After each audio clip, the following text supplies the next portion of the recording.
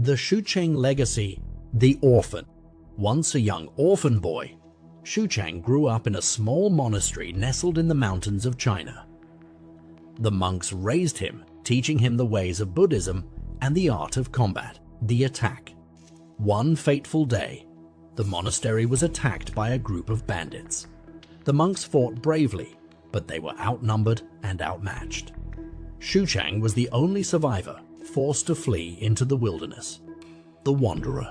For years, XU Cheng wandered the land as a wanderer, living off the land and honing his martial arts skills.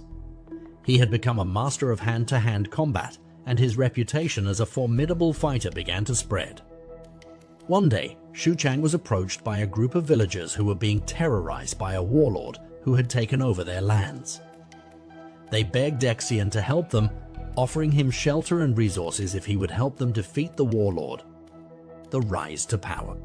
XU Cheng agreed, and soon he had amassed a small army of followers who believed in his cause. They attacked the warlord's forces, winning battle after battle. XU Cheng emerged as a fierce warlord himself, feared and respected by all who crossed him. The enemy within. As XU Cheng's power grew, so did the number of enemies he made. One of his own trusted advisors plotted against him, hoping to seize power for himself. XU Cheng discovered the plot and had the advisor executed, but the betrayal left a bitter taste in his mouth. The conquest. XU Cheng continued his campaign of conquest, expanding his territory and crushing all who dared to stand against him. His army grew stronger with each victory, and soon he had amassed a vast empire stretching across China. The legacy. XU Cheng became known as one of the greatest warlords in China's history. A fierce and feared leader who ruled with an iron fist. He had built a legacy that would last for generations, inspiring fear and admiration in equal measure. The tragedy. Despite his power and success, XU Cheng's life was not without tragedy.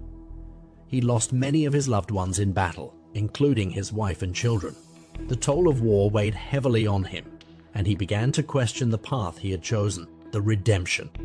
In the end, XU Cheng chose to turn away from war and violence. He gave up his ways of being a warlord and returned to his roots as a monk, seeking inner peace and enlightenment. Though his life had been marked by violence and conflict, he had left behind a legacy that would be remembered for centuries to come.